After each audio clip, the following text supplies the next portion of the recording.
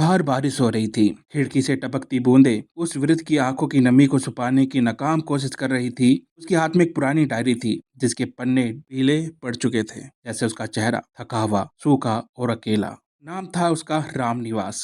कभी सरकारी स्कूल का मास्टर रहा, दिन रात बच्चों को पढ़ाने वाला, जो खुद अपने बच्चों की पढ़ाई के लिए ताउम्र जूझता रहा। एक बेटा था अमित। उसकी पढ़ाई के लिए राम निवास ने अपना सब कुछ दांव पर लगा दिया था। पत्नी की चूड़ियां बेची, पुराना मकान गिरवी रखा, खुद एक वक्त की रोटी कम खाई, लेकिन बेटे को इंजीनियर बनाकर ही दम लिया। समय बीता, अमित नौकरी पर गया, शहर में बसा। पहले कुछ चिट्ठियां आईं, फिर कॉल आने लगे, और फिर एक दिन सब कुछ चुप हो गया, शांत हो गया। राम निवास अब अकेला था, गांव के उस पुराने घर में जिसकी दीवारें अब दरकने लगी थी। पास पड़ोस वाले पूछते, बाबूजी बेटा शहर में से आता नहीं? वो मुस्कुरा कर कहते, बेटा बहुत बिजी है, बड़ा अफसर है अब।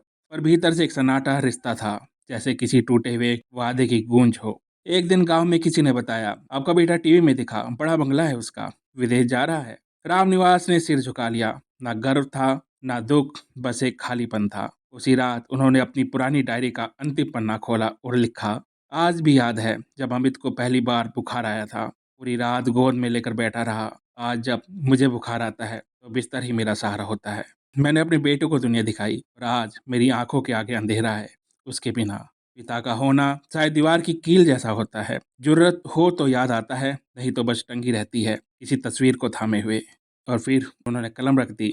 सुबह पड़ोस की महिला दूध लेकर आई, पर दरवाजा नहीं खुला। गांव वाले इकट्ठा हुए, दरवाजा तोड़ा गया। अंदर राम निवास लेटे थे, शांत, मुस्कुराते हुए, जैसे किसी इंतजार का अंत हुआ हो। उनकी छाती पर वही डायरी खुली पड़ी थी, और अंतिम पन्ने पर आखिरी लाइन लिखी थी, पिता कभी मरते नहीं, वो बस अपने बच्चों की याद में सिसकते रहते हैं, जब तक उनकी आंखें उन्हें याद कर रो ना दे। और उसी शाम गांव की सबसे पुरानी मिट्टी ने एक पिता को अपने भीतर सुला लिया। एक ऐसा पिता जिसने सब कुछ दिया और बदले में सिर्फ इंतजार पाया। वीडियो अच्छी लगे तो चैनल को सब्सक्राइब कीजिएगा, लाइक कमेंट शेयर कीजिएगा। मैं आपका दोस्त डॉक्टर संदीप सिवान, धन्यवाद।